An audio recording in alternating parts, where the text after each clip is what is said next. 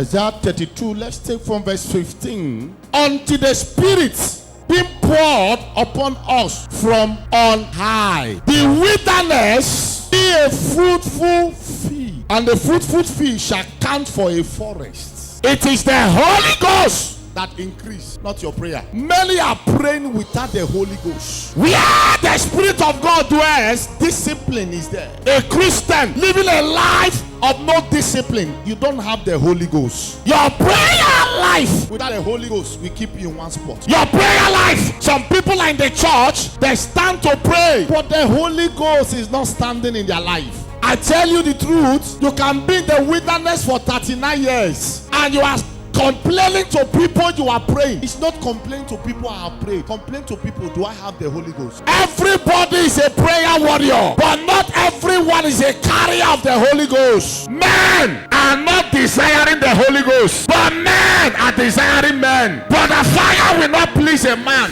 and displease the Holy Ghost. A true Christian is one that is recognized with a true character of Christ. Where you see Holy Ghost, there are things you don't do for yourself, you do it for the Holy Ghost. What is admiring your eyes? What are the things you are so interested on? Some of you, what the Holy Ghost does not like is what so many of you are attracted to your life. You see that as a lifestyle. Until the Spirit pours on a man, until that Spirit enters a man, that your wilderness can never be fruitful. I pray though, I pray, nothing happened. You have the Holy Ghost. I prayed, they lay hands on me. Hey, I'm healed in the church. At home, I became double sick. Do you have the Holy Ghost? When we see men that carry the Holy Ghost, we know by their characters. Your action tells. Your action tells. The way you behave, it tells that this person is having the Holy Ghost. There are men who are desiring for breakthrough, but there is no Holy Ghost. There are men desiring for answer. There is no Holy Ghost. Not coming to the church and pretend as if the heaven has fallen upon you and the Holy Ghost is not dwelling in your life. Many are pretenders in the church.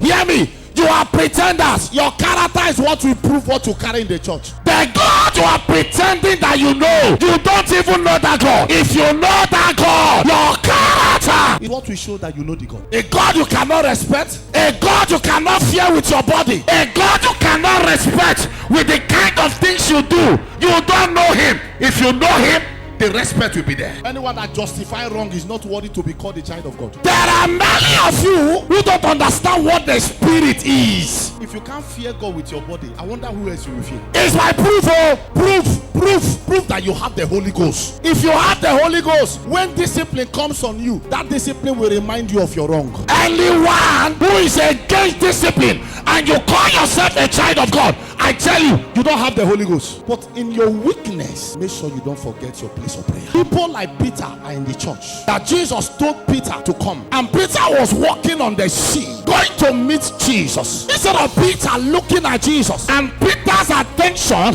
was taken away from Jesus, automatically he began to sink. I have seen many, at the point Jesus is calling for them, they are looking at their friend at the left, they are looking at their friend at the right. So the pattern of their friend will discourage them from the hearing of Jesus.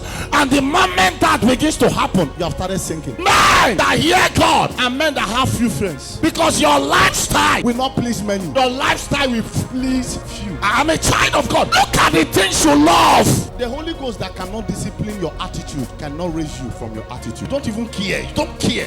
It's a demon that's working in your life.